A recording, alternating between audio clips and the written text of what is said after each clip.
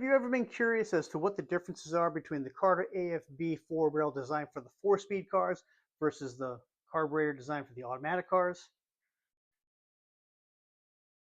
Well, I'm going to show you a couple of the differences, and we'll see if it actually makes a difference on red here. Hey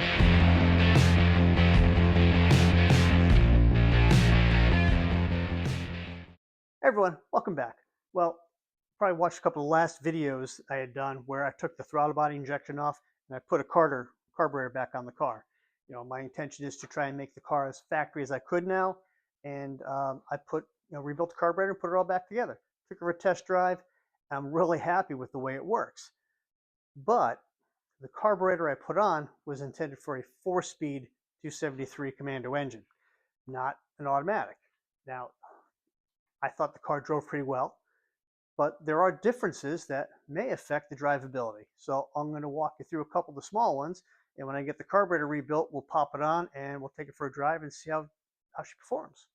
So I've got the carburetor here, and I don't have another carburetor for the automatic. That would be the 3854. I've got a 3853. You see right there, 3853. Notably, the base is the same. No changes there. The bore for the primaries and the secondaries, all the same. No changes there. Primary jets and secondary jets are also exactly the same size. Boosters, they're all the same. Nothing else is really different on the base of the carburetor until you get to the primaries and the step-up rods. Okay, this is the manual transmission primary boosters, and you have the air bleed and the holes for various reasons. And this one has 4 holes on that big tube and 1 there. This is the primary boosters for the automatic.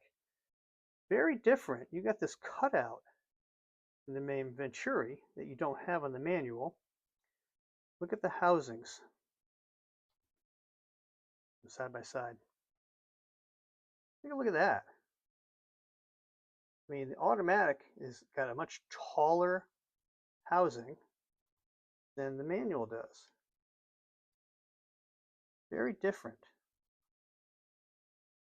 And the air bleeds on this tube, there's 5 there.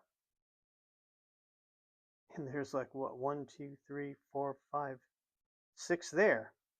A lot more of the air bleeds between the two, between the automatic and the standard. I'm guessing the engineers knew what they were doing. That has something to do with some of the timing of the throttle and everything. I'm not one of those guys, all right? I'm just showing you the differences, trust me. The other thing that's different is the step-up rods. Now, this is the 16176 part number for the 3854 automatic transmission carburetor, and it has 3 stages, 0.067, 0.065, 0.055. What that means is that the fattest part is what is stuck down into the jet. And here's one of your primary jets. So when you're at high idle, right, you got high vacuum because you're just sitting there pulling, doing nothing. You got your fattest part pulled down because this is a vacuum piston pulled down in the bore. So you're at 0.67, then it lets off a little bit under light cruise. The vacuum starts to drop. So you get 0.65, and then when you're at heavy throttle, you're into it. There's almost no vacuum in the engine. You have 0.067. Well, I almost got that completely 100% correct the first try. All right, what I meant to say was that your fattest part is 0.67. So when you're at a high vacuum at idle, you get the fattest part of the needle in there in your jet, right? Then light cruise, it piston comes up a little bit in its bore. You go to 0.65. And then when you're nailing it, you're jumping on it, you got that foot to the floor, your jet is down in the thinnest part. You're at 0.055 at high throttle, low vacuum, because the spring that goes under here pushes it up out of the bore. When you let off, then it starts to drop back down, the vacuum increases, and you start to head back down toward the fatter numbers in your jet. So you can use these to tune as necessary if you have a couple sets of them, which is nice because I do have a couple extra sets here from a pile of carburetors I kind of pulled up parts off of. And you can use them based on the dimensions to tune the carburetor a little bit. What's great is that you can do this while it's in the car because they come right out the top. Just pull little covers off. Where's my covers? Just pull these covers off and you swap them out. Real easy. You're probably thinking, that can't be it, right? No, actually it is. Not much else is different on the carburetors other than what I just showed you folks. You can tune your step-up rods with different springs, right? Because it pulls vacuum and it pulls these down into the base, so the fatter part of the step-up rod is in the jet. So to overcome that a little bit, you can put lighter or heavier springs so it takes more vacuum to pull it down, or release it, lighter spring to let it go faster. I don't have a big variety of springs, but that's fine. I'm not looking to do any race tuning either. So I'm going to finish reassembling this carburetor. We'll get it popped on here, and then we'll take it for a drive once we get it timed and tuned. See if we actually feel the difference between the manual transmission carburetor.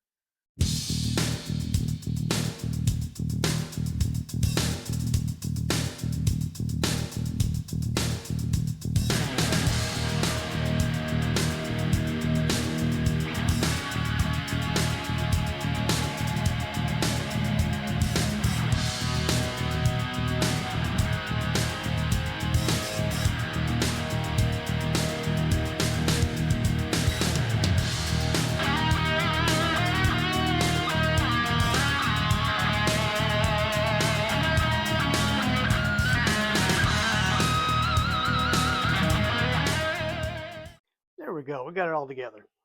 So another little thing you can do to improve, when you're tuning the carburetors, you got these squirters for your accelerator pump. Now, this carburetor comes with one, looks like this, and the holes are kind of small, which is fine.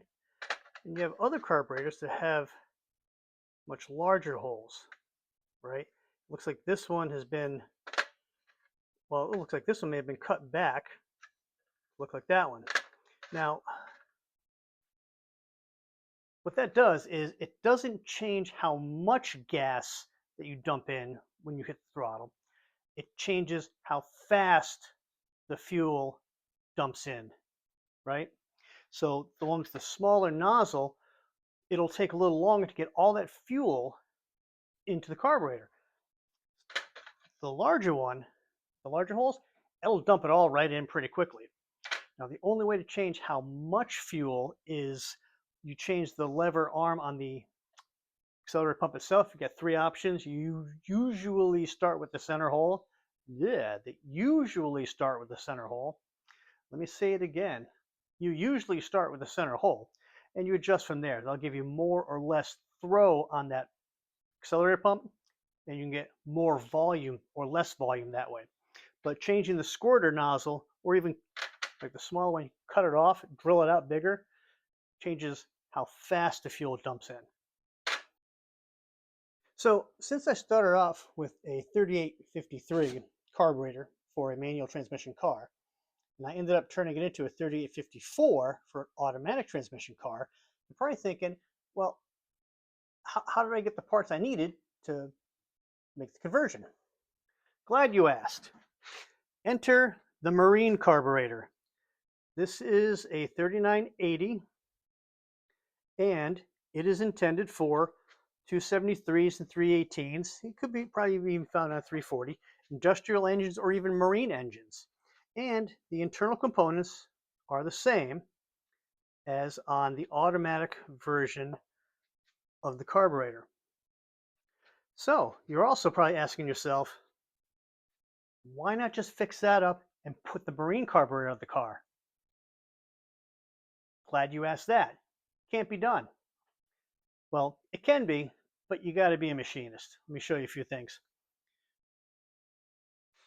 Now, there's a lack of vent holes on the top that you do have on automotive applications. Those are easy enough to put in. There's, 4 on the top. There's a couple in the back. There's one here on the base. These are vent holes as well. But most notably, you're missing this, your ported vacuum for your vacuum advance. There's a hole there, but this goes nowhere, does nothing. Pay no attention to that. See, there's no idle transfer slot or vacuum slot in there like you have on the carburetor for the car. Okay, this is the automotive application. You see this horizontal slot down there? That's what you're missing on this carburetor. There's no slot down there. And you got to be a machinist to be able to get that in there to convert this base for automotive use. But other than that, the marine carburetor is identical. It uses the same size jets for the primaries and the secondaries. And it's literally, it'd be a good parts carburetor to take parts off of if you needed a shaft or a butterfly, that kind of thing. But really what we're after is these and the step-up rods, which we have a whole bunch of now. Now the folks at Carter kind of knew what they were doing when they were making carburetors for Chrysler in the 273, because you might recognize this. This is the Carter 4114 2-barrel ball-and-ball carburetor. Let's see if you can see it. Probably not marked on that side.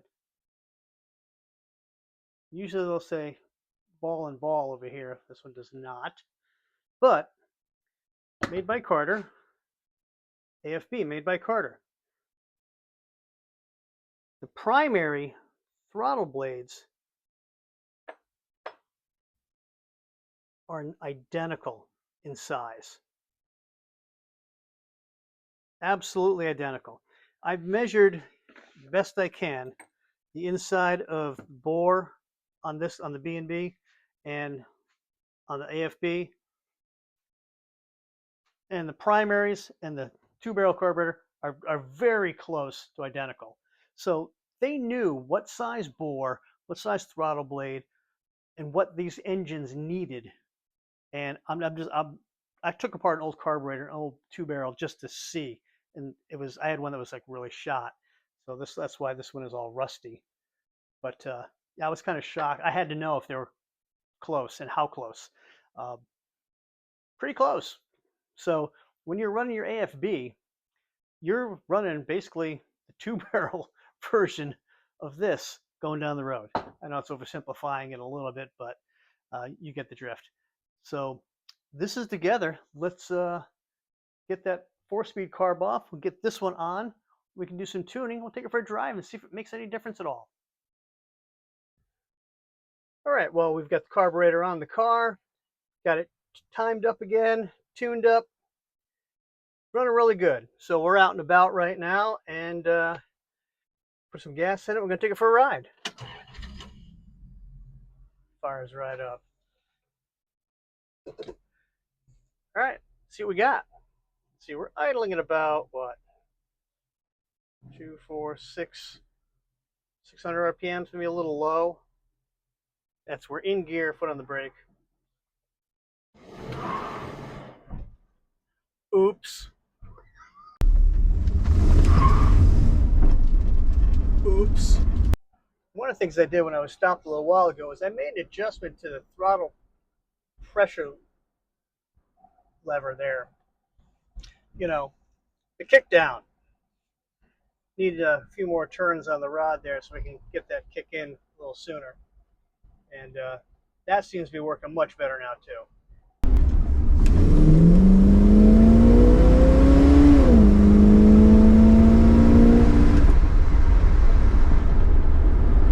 Waiting for some of the traffic to move by because I want to do another rolling kick down. Ready? 20 miles an hour. Too much traffic. I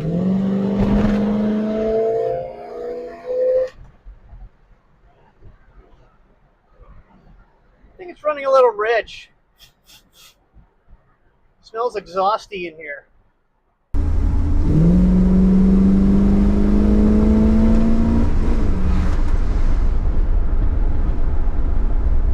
Back it up into your driveway? Really? Come on. You're killing my mojo. Ooh, Gary's place is busy.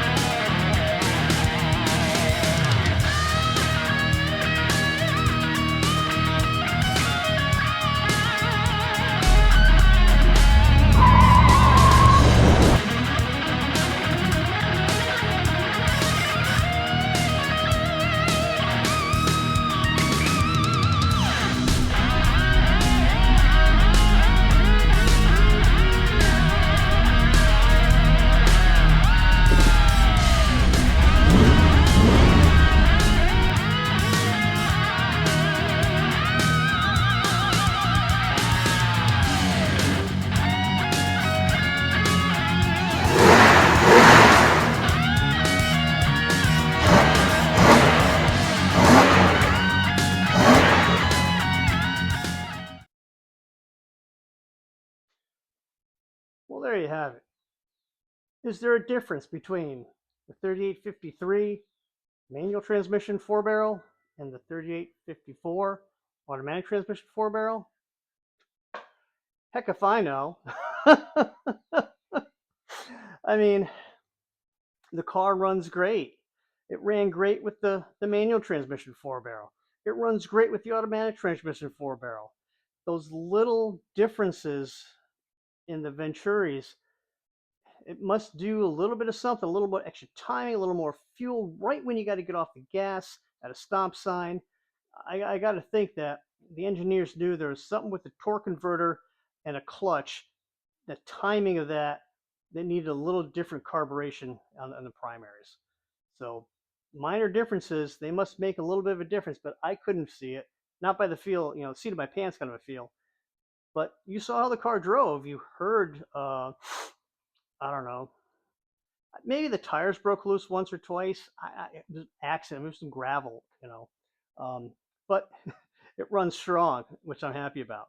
One other difference I noticed, and this could be a red herring. I have no idea. Let me show you something.